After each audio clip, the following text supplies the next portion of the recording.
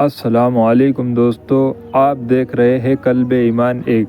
اس میں آپ کو حضرت جی سے ریلیٹڈ بیان سننے کو ملیں گے، جس میں حضرت جی کا بہت ہی اہم بیان۔ حضرت جی فرما رہے ہیں 4 عمل 4 علاج اور پوری امت کی سدھرتی ہوئی زندگی۔ حضرت جی کا بہت اہم بیان ہے بھائی، بیان کو پورا سن کر جائیں، اور بیان اچھا لگے تو لائک اور شیئر اور کمنٹ ضرور کریں۔ چلو شروع کرتے ہیں بیان۔ ان 4 چیزوں پر اگر امت غور کر لے جس کی امت کو سخت ترین ضرورت ہے۔ سب سے پہلی چیز جو اللہ تعالی کے احکام، اس کے اوامر پر استقامت ہے۔ قرآن نے یہ کہا ہے کہ جن لوگوں نے اللہ کو اپنا رب مانا ہے، آیا سوال یہ ہے کہ ان کو اللہ کو رب کہنے پر ان کو اس بات پر استقامت ہے یا نہیں؟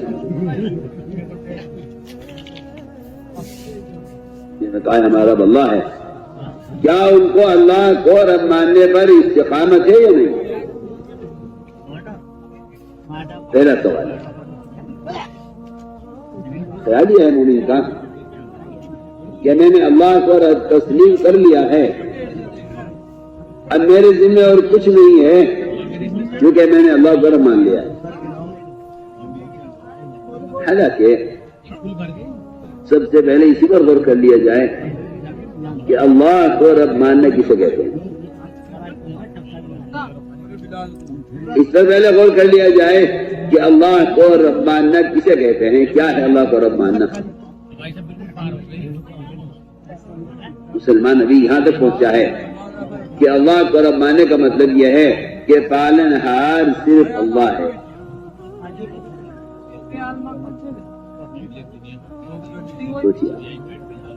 مسلمان ابھی یہاں پہنچا ہے کہ پالنہار صرف اللہ ہے،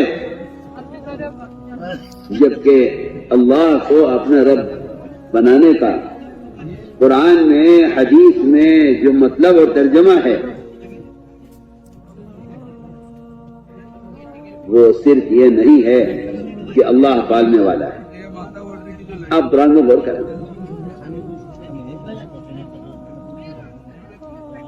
پہلی بات کر رہا ہوں ربنا اللہ کہنے والوں کے اللہ ہمارا رب ہے، اس کا مطلب کیا ہے؟ سب سے پہلے ہر مسلمان کو یہ جاننا چاہیے۔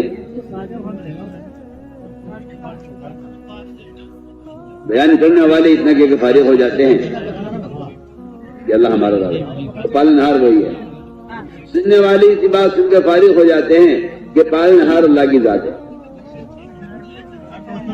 جبکہ آپ غور کریں، میرت میں حضور اکرم صلی اللہ علیہ وسلم نے بہت سے مشرکین سے اس کا سوال کیا کہ تمہیں رزق کون دیتا ہے؟ مشرک نے کہا وہ اللہ دیتا ہے جو آسمانوں میں ہے۔ تم بیمار ہو جاؤ تمہیں صحت کون دیتا ہے؟ مشرکین نے کہا وہ اللہ صحت دیتا ہے جو آسمانوں میں ہے۔ مشرک صاحب نے پوچھا تمہارا کوئی نقصان ہو جائے کاروبار میں یا جان مال میں،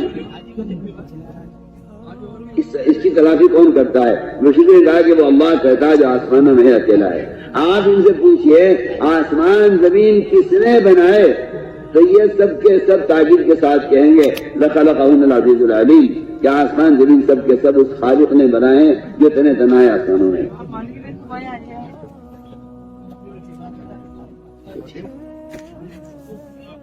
مسلمان یہاں آ کر بے فکر ہو گیا ہے کہ میں نے اللہ کو اپنا رب مان لیا ہے کہ میرا پالنے والا وہ ہے۔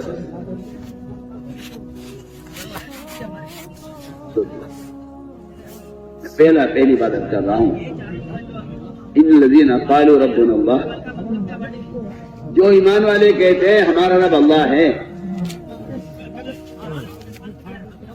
ان کے اللہ کے رب ہونے کا تصور یہاں تک ہے کہ وہی کھلانے والا ہے، وہی پلانے والا ہے، وہی جلانے والا ہے، وہی مارنے والا ہے۔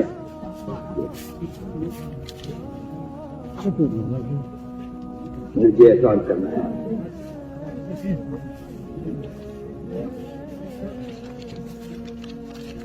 آپ نے پوچھا ایک مشرک سے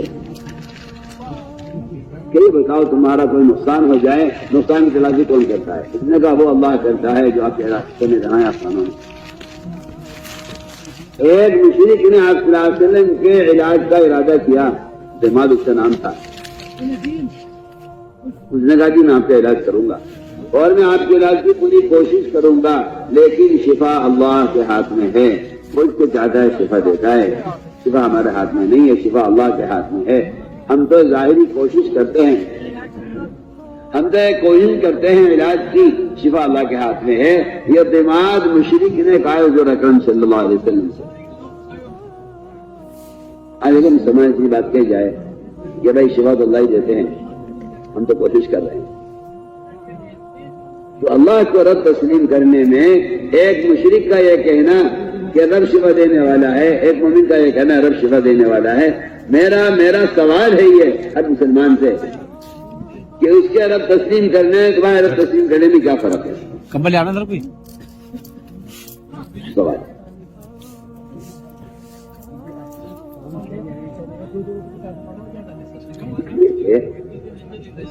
قرآن نے اس کو بیان کیا ہے، میرا بہت دل چاہتا ہے کہ ہر مسلمان اس پر غور کرے۔ یہ قرآن رب کو رب ماننے والوں سے کیا تقاضا کر رہا ہے؟ رب قرآن یہ کہتا ہے، قرآن یہ کہتا ہے کہ جو لوگ اللہ تعالیٰ کے احکام کے خلاف ان کے غیر کی بات مانتے ہیں، عقیدے میں، عبادت میں، معاشرے میں، کھانے پینے میں، پہننے اوڑھنے میں، جتنے بھی احکام ہیں، اس میں اگر اللہ کے غیر کی بات مانتے ہیں تو انہوں نے اللہ کے غیر کو اپنا رب بنایا ہوا ہے۔ جی ہاں، www.delhimarkazlivebeyan.com عدی بن حاتم اسلام لائے۔ جب اسلام لے آئے آپ صلی اللہ علیہ وسلم پر اور یہودیت سے نصرانیت سے نکل کر اسلام میں آ گئے تو انہوں نے آپ صلی اللہ علیہ وسلم نے سوال کیا کہ اللہ یہ بتائیے ہمیں، ہمارے یہ بات سمجھ میں نہیں آتی، ہم آپ پر ایمان لانے سے پہلے بھی اللہ ہی کو رب مانتے تھے، رب اللہ ہی کو مانتے تھے، دین عیسوی بھی تھے ہم، لیکن رب اللہ ہی کو مانتے تھے۔ اللہ تعالیٰ نے قرآن میں ہمیں الزام دیا ہے اتخذوا احبارهم ورهبانهم اربابا من دون اللہ، کہ انہوں نے اپنے پوپ اور پادریوں کو، اپنے علماء اور مشائخ کو اور اپنے علماء کو اللہ کے سوا رب بنایا ہوا تھا۔ ہم نے تو اللہ کے سوا کبھی کسی کو رب نہیں مانا، پھر اللہ نے قرآن میں ہمیں یہ الزام کیوں دیا ہے کہ ہم نے اللہ کے غیر کو اپنا رب مانا ہے؟ آپ نے ایک سوال کیا، میں اے عجیب بتلاؤ، جب تمہارے پوپ اور پادری، تمہارے احبار رہبان، تمہارے علماء اور مشائخ حرام چیز کو حلال کہتے تھے، حلال چیز کو حرام کہتے تھے، تم جانتے تھے کہ یہ غلط کہہ رہے ہیں، مگر تم کہہ رہے ہیں ہمیں دین کی بات مان کر چلنا ہے، یہ جیسے بھی کہیں۔ آج کیا کہیں اصلا یہ بات تو ہے، یہ بات تو ہے۔ فرمایا تب تو تم نے اللہ کے غیر کو اپنا رب بنایا ہوا تھا، اور تم نے اپنے پور پادریوں کو اپنا رب بنایا ہوا تھا۔ رب کو رب بنانے کا مطلب یہ ہے کہ اب اس کے علاوہ کی بات نہیں مانی جائے گی۔ جب آپ نے اللہ کو اپنا رب بنا لیا تو آپ سے رب کی اطاعت کا اور رب کے خلاف، رب کے حکم کے خلاف جو آدمی جو بھی کچھ کہہ رہا ہو جس زمانے میں، اس کی بات کی مخالفت کر کے رب کے حکم کو پورا کرنا، یہ رب پر ایمان لانا ہے۔ بالکل اس قرآن کی آیت سے، اس واقعے سے یہ بات بالکل واضح ہو گئی ہے کہ رب صرف پالنہار کو نہیں کہتے، بے شک اس کی صفت ہے اور وہ اپنی صفت میں قادر ہے، لیکن رب کو رب تسلیم کرنے کا جو تقاضا ہے وہ سب سے پہلا تقاضا دین پر استقامت کا ہے. ایسے ڈبے میں آپ کو بیٹھ کے بابا اس لیے کہ آپ دیکھیں قرآن میں کہ اس کے ساتھ ساتھ فرمایا ثم استقاموا. صبح کی بات تو تم یہیں ہوگے, تم تو جاؤ گے نہیں. یہ ہمارا اللہ ہے, خیر وہ اس بات پر جم گئے, تو تم تھوڑا ادھر آ جانا, میں ادھر کہیں.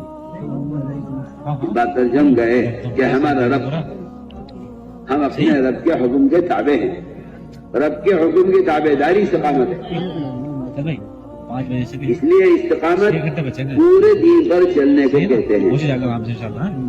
وَأَنِ اعْبُدُونِي هَذَا صِرَاطٌ مُسْتَقِيمٌ. اللہ تعالیٰ صراط مستقیم کی جو تعریف کر رہے ہیں قرآن میں, وہ فرما رہے ہیں وَأَنِ اعْبُدُونِي هَذَا صِرَاطٌ مُسْتَقِيم, کہ تم میری اطاعت کرو, 8 بجے پہنچ گیا. میرے احکام پر چلو.